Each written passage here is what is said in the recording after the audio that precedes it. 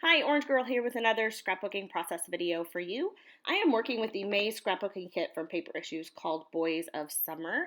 If you use the code Orange Girl at checkout, anything you purchase you can save 20% at the store. I am working on the Whiskey Business challenge over in our Paper Issues Friends and Fans group, which is focusing on your favorite drinks or your favorite businesses to eat at, that sort of thing. And I'll explain my photo a little bit more as we go. So I'm going to start out, I think I'm going to use a white background for my layout, but I want something, I usually typically have some sort of a border, and I really liked this green paper, so I'm going to use that green paper as my border. So I cut out the center of that because I don't want to waste the paper in the middle. So I'm going to cut out the center of this one, and I'm going to cut out the center of another one, I think, too, a couple of them. This is just something I do oftentimes because I want to be able to use the paper, but I know I'm not going to use the whole thing, and I want to have options for using a border around the outside of my scrapbooking page. So I thought I pulled 3 or 4 different color papers that I really liked. I knew I wanted to use this frame that says love this, which is wooden, so I wanted to add some of that wood grain paper to make that go across the page a little bit. And then I thought I really liked that like plaid or whatever you want to call it, I don't know what it's called, paper. And so it has some blue and some red and some of that green. And so I pulled some other papers that have those same colors in them, and I cut them up. I'm going to use a little, like I just cut that little blue strip off that page because I'm going to use some strips on my page. And I wanted to add some kind of like some cards kind of behind my photo. So my whole idea started with just the frame. And then I decided, well, what if I put some layers behind it? And then because I had cut some strips up just randomly, I decided, okay, well, let's put those behind there too and see what that looks like to add some more pops of color. So that's kind of how it all started. And then you'll kind of get to see, oh, I have a major, major catastrophe on my hands coming up here pretty soon. You'll know it when you see it. So I'm going to go ahead and put a little bit of tissue paper behind my photograph. And then I do think I'm going to try to put something up in that upper left corner to kind of house my title. I don't know if I figured that out yet, but I know in my mind that that's what I end up doing. I liked this giant look, which is from the Never Grow Up collection by Chamel, and it matched that green so perfectly. So I went ahead and decided to put that on there. But that is not what I wanted as my title. So I just thought I'd write look and then have that arrow, that wooden arrow, which I thought would point right at my food, and that would work out perfectly. So what is in the picture are 2 margaritas and I think chips for our date night because we went to a restaurant, and this was back in February, early February. And we didn't have a kid for some reason that night, and so we went out for a date night, and we went to our favorite restaurant called Moss Margaritas, and we had some margaritas, which is our favorite drink there. Yeah, so that's what this is basically about. My journaling just says, favorite restaurant with my guy, Moss Margaritas Mexican restaurant, February 16th, 2020. So this came together pretty quickly once I decided that I wanted those strips of paper behind my photo. Then I just wanted to add strips of paper underneath my title up in the corner, and that all worked. So I had this all set up so the photo was on the right side of my page and then the title on the left. And then when I decided to put some mixed media behind it, as I was using the packaging technique, I flipped my packaging over and it went on the wrong side. So I wasn't too stressed out about it. I thought, oh, well, I'll just flip it, which is what I end up doing here. What I'm doing is I grabbed some Distress Oxide and I just put a little bit of it on the package like you saw there. And then I'm adding some water to it and I flip it over and I smush it onto my page. That is the correct art term, smush. And then I am going to add a little bit of this color of Distress Oxide also to bring out all of that green that I have going on my page. So I have these two, this green and this blue, and they match quite nicely. I love the way they match the papers. And so I'm just putting a little bit behind where my photo is going to go, and then that whole cluster, and then a little cluster up in the upper right now because I just flipped everything from where I started.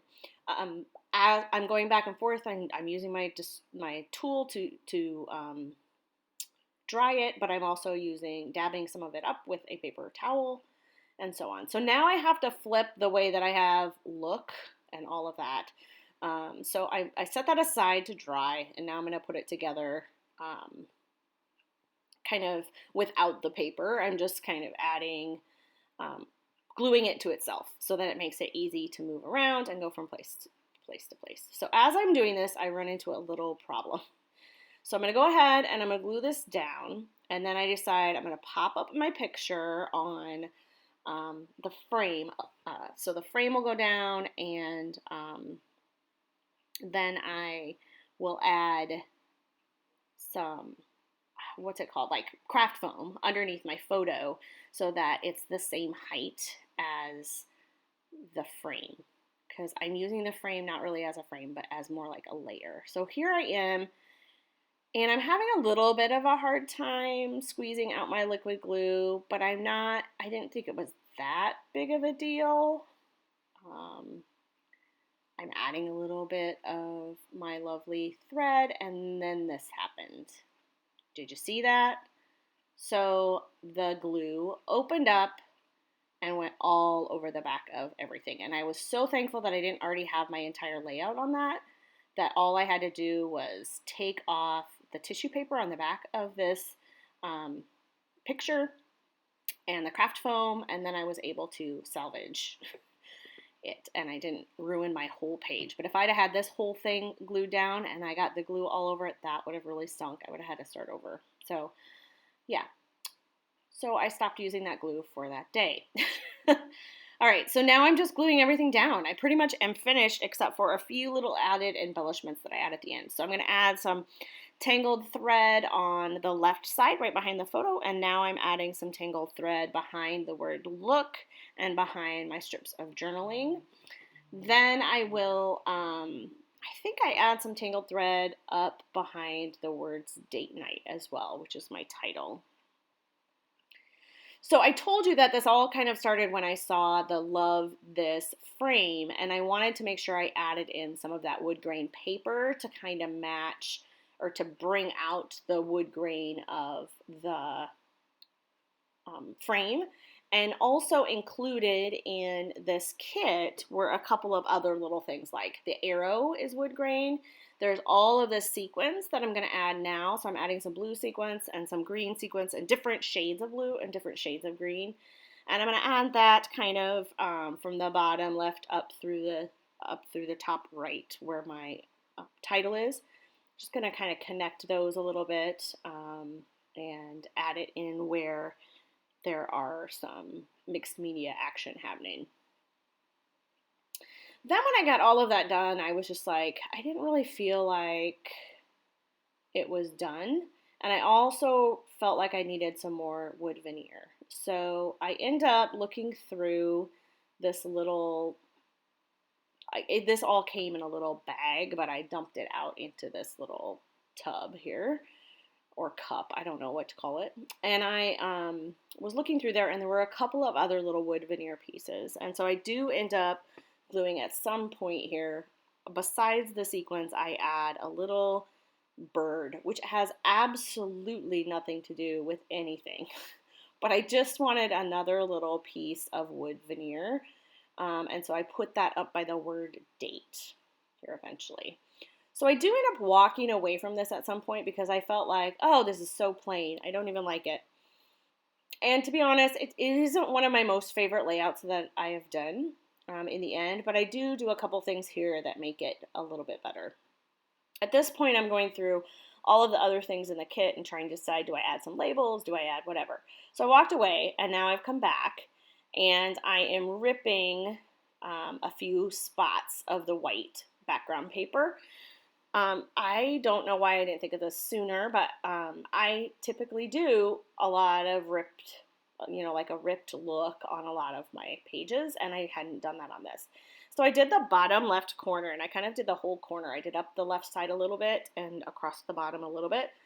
And then I do the top right above the words date night.